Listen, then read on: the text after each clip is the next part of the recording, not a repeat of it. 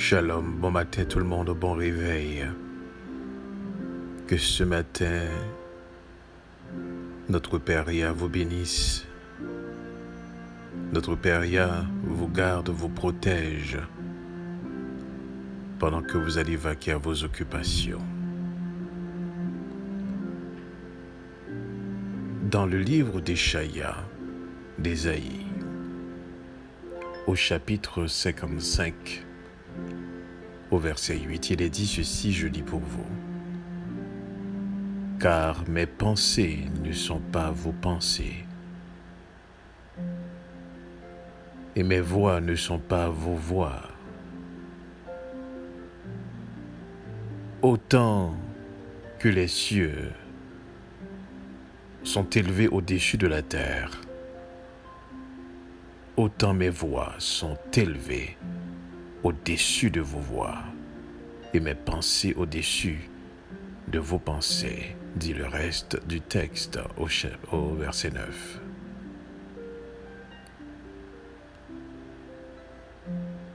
Mes pensées ne sont pas vos pensées, et mes voix ne sont pas vos voix. Vos voix ne sont pas mes voix.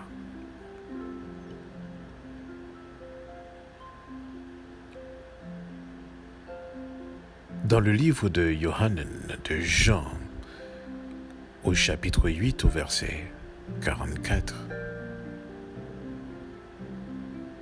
Yeshua parlait aux foules, dont plusieurs personnes, et aux chefs religieux, incluant. Et il va dire une parole extrêmement choquante à l'époque.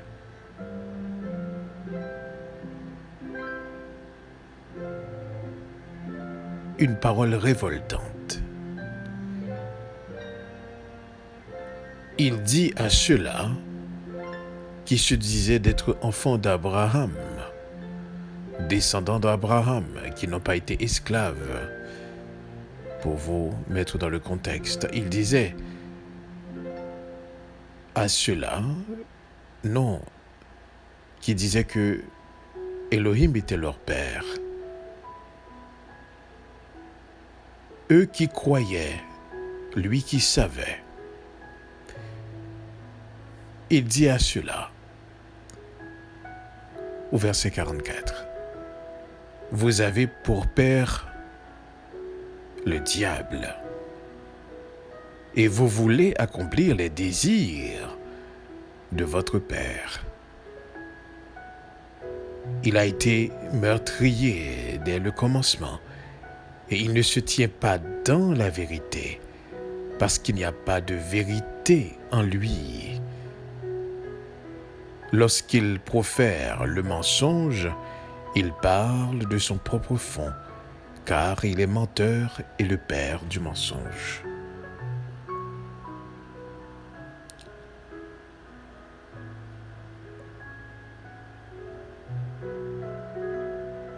Et le mot en grec qu'il a été utilisé ici pour parler du fond, c'est le mot idios. Idios, c'est un mot grec qui voudrait signifier se détacher de, à l'écart de.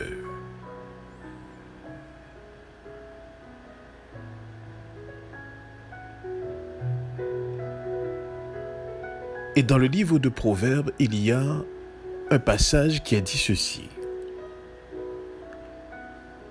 Le cœur de l'homme a beaucoup de projets, mais c'est le dessein de l'Éternel qui s'accomplit. Quel lien fais-je ce matin entre Ésaïe 55 au verset 8 et 9, cette parole de Proverbe et la parole de Yeshua dans le livre de Yohanan, de Jean, au chapitre 8 au verset 44. Eh bien, il va falloir comprendre d'abord lorsque Elohim déclare que mes pensées ne sont pas vos pensées et mes voix ne sont pas vos voix.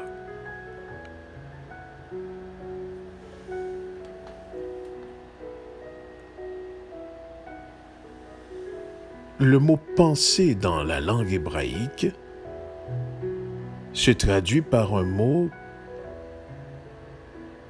qui se prononce Makra Shabbat.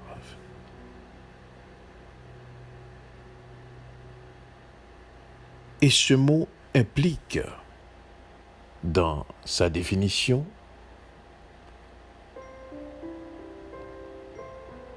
il va impliquer l'idée de dessin, de projet, de plan, de but, d'invention. Et parmi les mots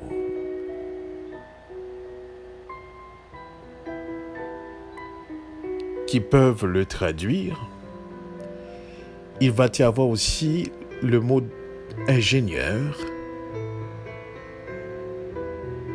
concepteur.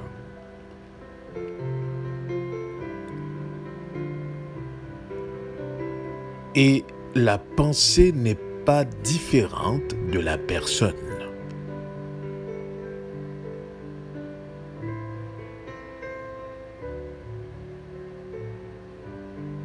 Donc, comprenez bien ceci. Lorsque Yeshua disait qu'il n'y a pas de vérité en lui, la première des choses qu'il faudrait comprendre, c'est que Yeshua est en train de dire, écoutez bien ceci, qu'il ne demeure pas dans l'entièreté de la vérité. Et que, écoutez bien ceci, quand il parle, quand il profère le mensonge, donc lorsqu'il parle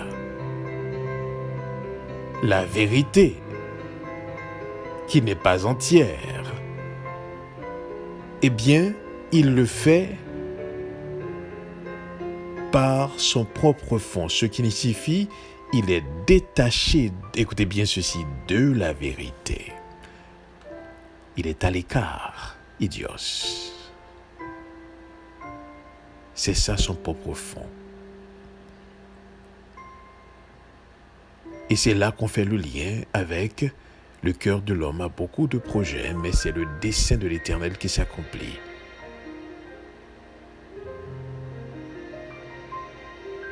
Ce qui rejoint le mot, justement, de Makra Shabbat.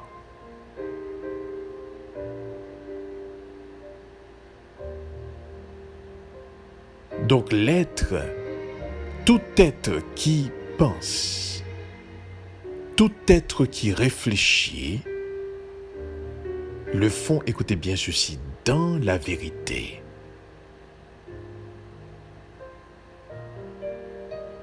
Ils le font dans l'essence même du Créateur.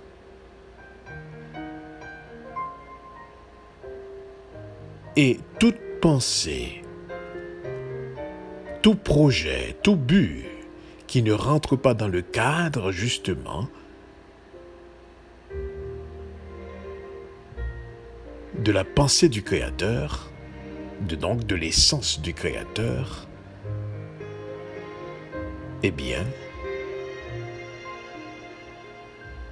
ce ne sont que des choses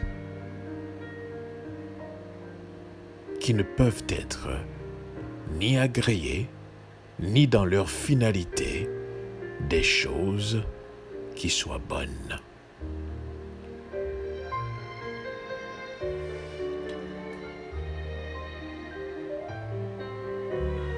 Mes pensées ne sont pas vos pensées, mes voix ne sont pas vos voix.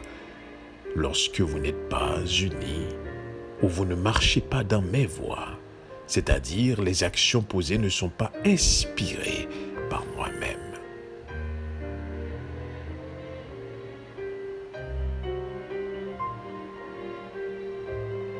et que toute pensée, toute action qui se font en dehors de la vérité, donc de lui-même,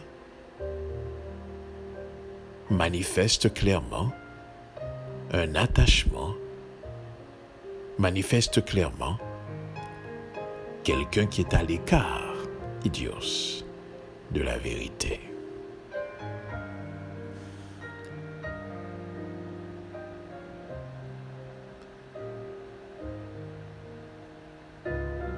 Ce matin, ce que j'aimerais que vous puissiez comprendre, ces voix ne sont pas nos voix, ces pensées ne sont pas nos pensées lorsque nous sommes détachés de lui, lorsque nous sommes à l'écart.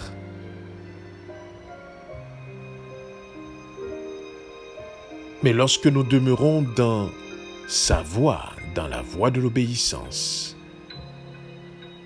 nous nous laissons guider par le roi Kodesh, l'esprit de vérité.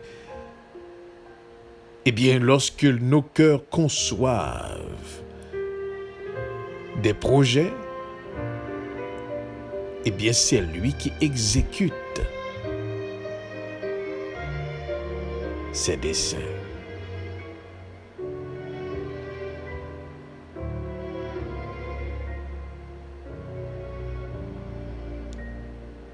Il est important que ce matin nous puissions comprendre ceci.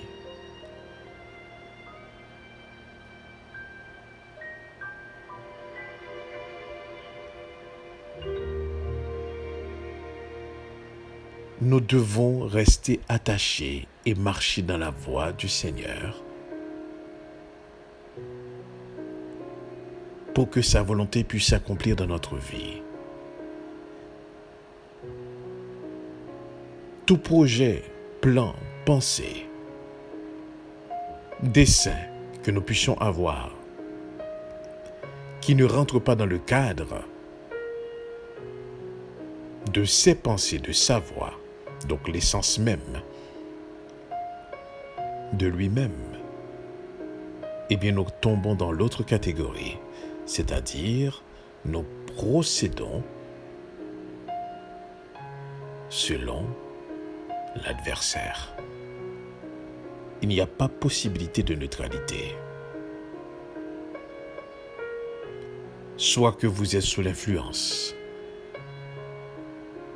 de notre Père, Yah, ou que vous soyez sous l'influence de l'autre, dans les pas limitations de l'autre.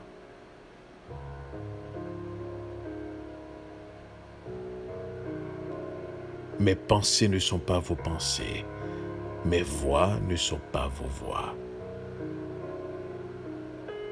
Autant les cieux sont élevés au-dessus de la terre, autant mes voix sont élevées au-dessus de vos voix, et mes pensées au-dessus de vos pensées.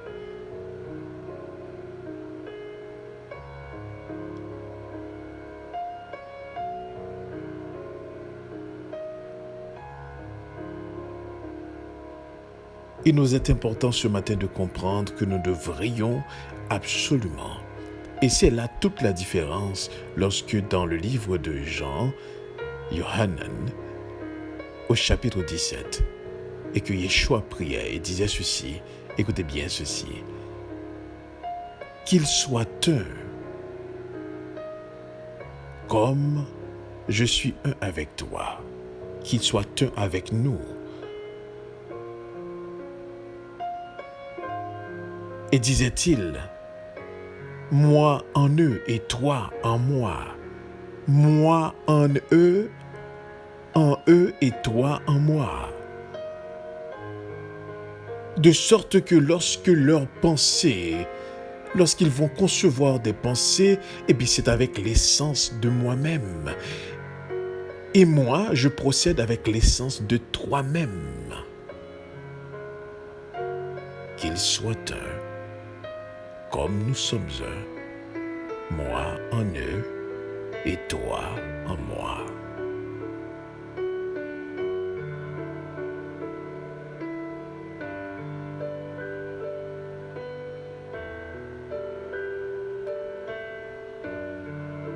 Lorsque nous saisissons effectivement la pensée divine. Lorsque nous comprenons et nous nous laissons diriger par l'Esprit de Dieu, voilà pourquoi nos pensées ne peuvent être comme le reste des hommes. Voilà pourquoi nos conduites, nos comportements, nos attitudes ne peuvent être comme le reste des hommes. Parce que nous ne sommes pas des êtres qui vivent, qui pensent, qui agissent dans l'idios, à l'écart.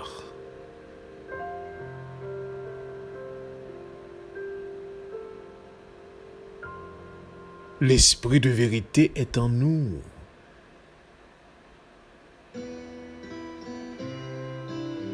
Cet esprit qui nous unit avec l'esprit du Fils, qui est uni avec l'esprit du Père.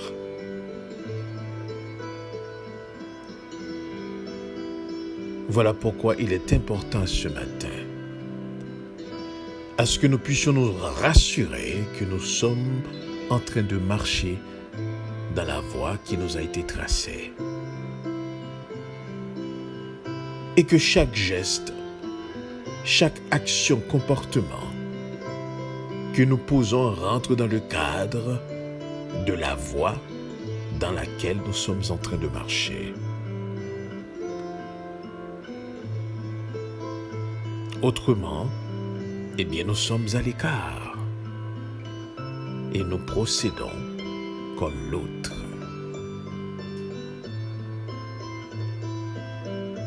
Pour débuter cette semaine,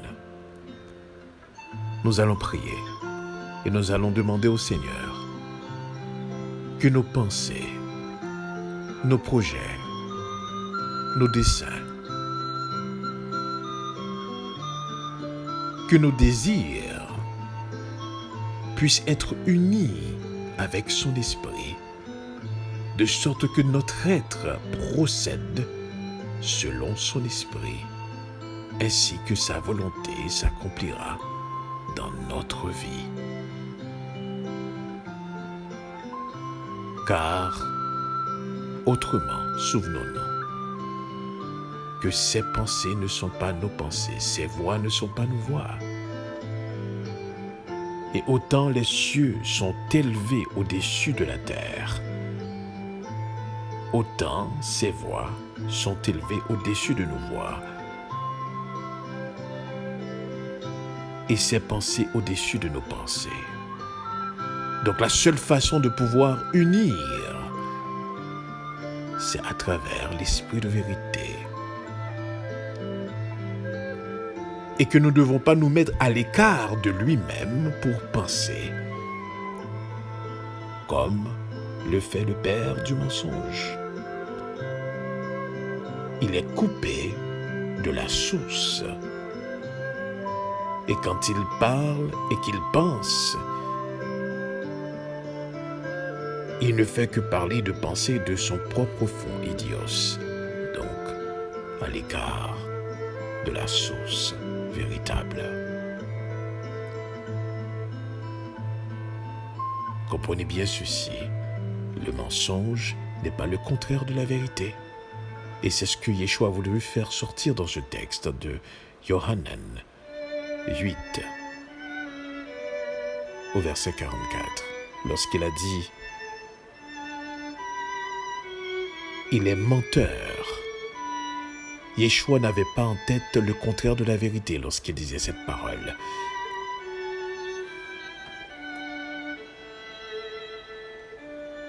Comprenez bien ceci. Il ne concevait pas le mensonge comme aujourd'hui nous apprenons à travers les histoires, à travers le concept humain. Ce n'est pas ainsi que lorsque Yeshua parlait du mensonge, qu'il l'avait en tête.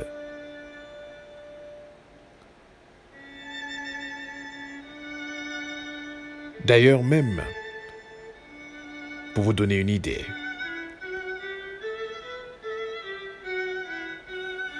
le mot mensonge Du grec, c'est le même mot que nous utilisons. Un autre mot, à part le mensonge, qu'en français qu'on utilise, c'est le même mot qu'on utilise aussi lorsqu'on parle d'une copie de quelque chose qui est fausse. Qu'est-ce qu'on dit? On dit pseudo. Lorsqu'on parle d'un faux nom, on dit pseudo. Ce qui voudrait dire, en grec, pseudos, qui signifie une contrefaçon, une fausseté.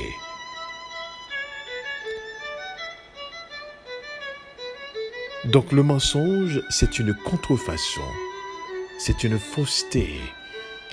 Donc une vérité altérée, une vérité manipulée. Parce qu'il ne peut pas y avoir de contraire à la vérité. De sorte que, laissez-moi vous poser la question, pourriez-vous raconter un mensonge sans vous appuyer sur aucun fait ou aucune vérité? Essayez de raconter un mensonge sans fait ni de vérité. Vous en serez incapable.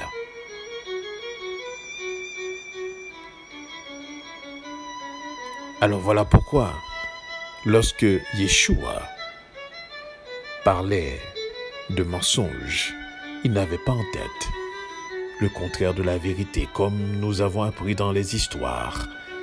Mais il disait que celui-ci, il était à l'écart de la vérité lorsqu'il parlait. Il parlait de son propre fond. Et que sa parole ne peut être la vérité. Écoutez bien ceci, donc il n'y a pas de but à travers ce qu'il dit. Donc la finalité est toujours mal.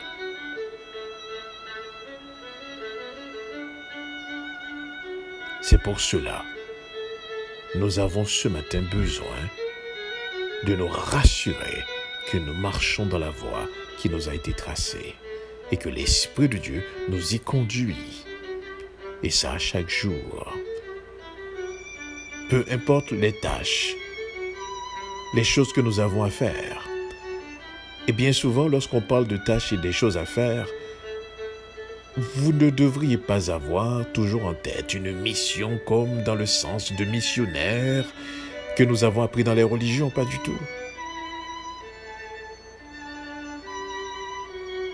Certaines fois, la volonté de Dieu peut se manifester dans le simple fait de rester chez vous et de méditer. Certaines fois, la volonté de Dieu peut se manifester dans le fait que vous devez aller dans une route, dans une voie, dans un chemin où est-ce que vous allez rencontrer quelqu'un et que vous allez échanger avec cette personne. La volonté de Dieu peut rentrer dans le cadre de, justement, peut-être, vous allez quitter votre emploi, vous allez changer d'emploi. Peu importe la façon dont ça se manifeste, il ne faudrait pas que vous puissiez vous en faire une conception de la volonté du divin dans votre vie.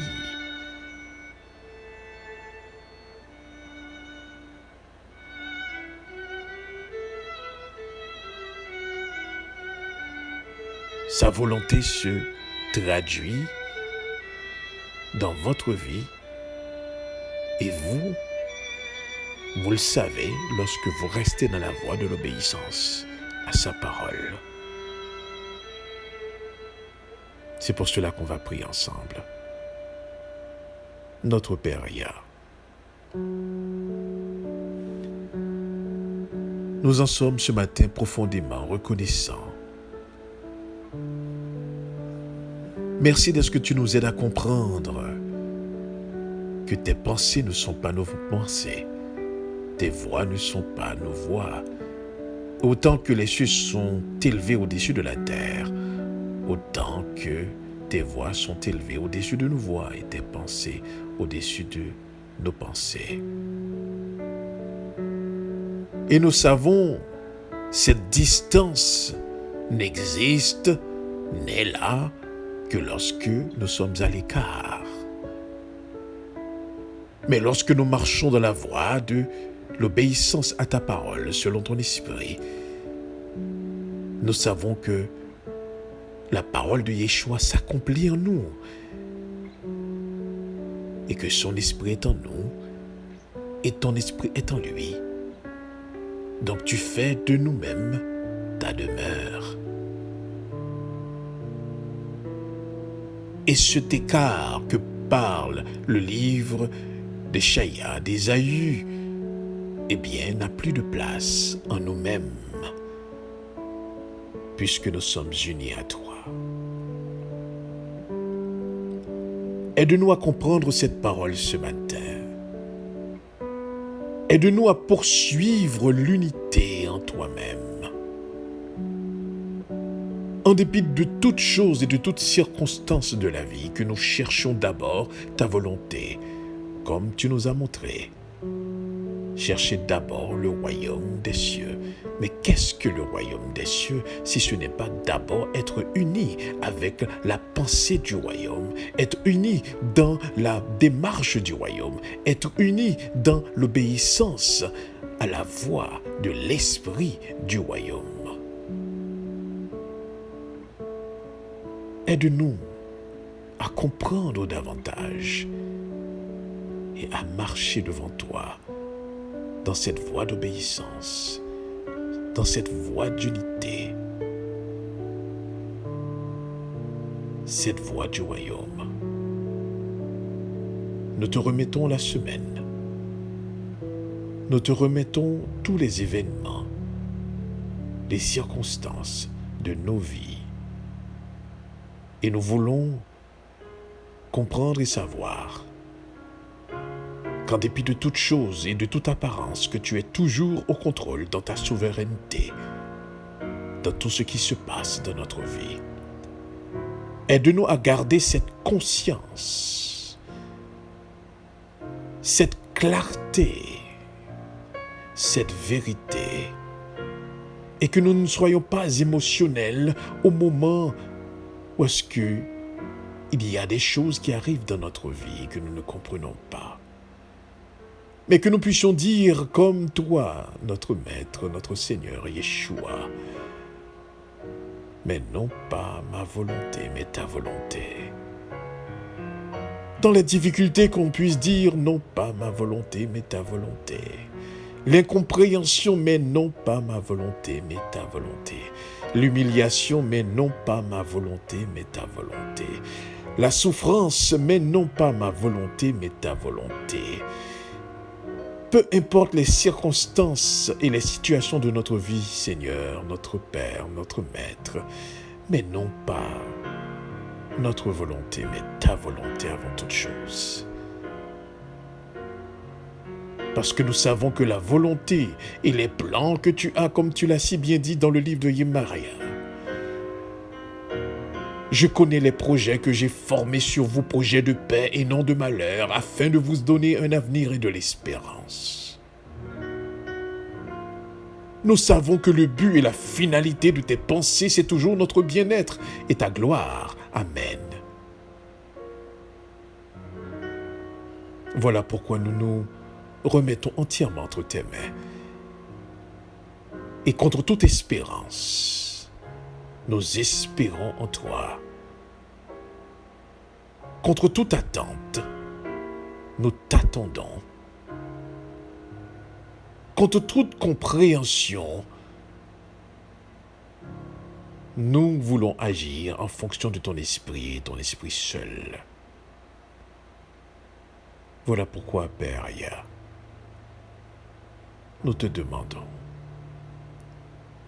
d'ouvrir nos cœurs, notre esprit, afin que nous puissions saisir davantage tes desseins, ou davantage ta voix, car notre petit esprit est trop petit et inexpérimenté pour saisir la grandeur de tes desseins. Mais nous voulons marcher dans l'obéissance à ta voix, afin que nous puissions rester dans l'unité de l'esprit.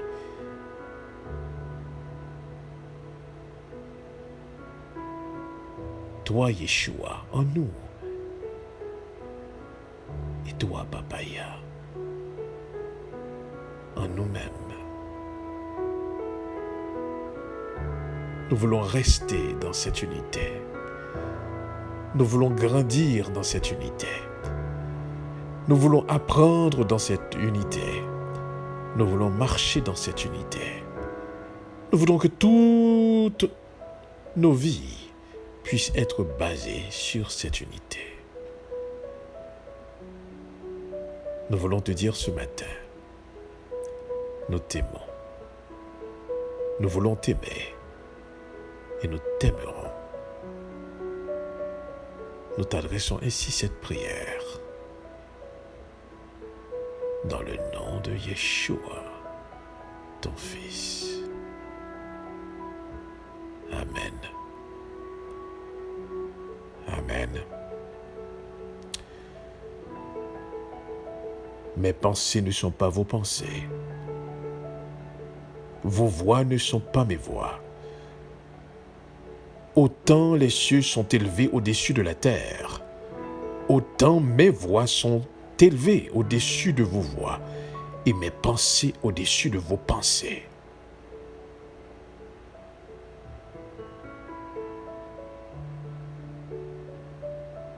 Cet écart restera ainsi tant et aussi longtemps que vous ne rentriez pas dans le cadre de l'obéissance à son esprit.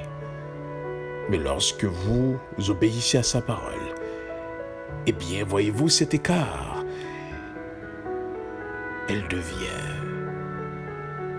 devient de plus en plus disparaître. Il disparaît. Et que nous rentrons dans l'unité avec le Fils, comme aussi avec notre Père. Que le Seigneur vous aide à comprendre cette parole ce matin même, au-delà de ce qui est dit. Et nous, restons conscients de sa présence. Amen. Amen.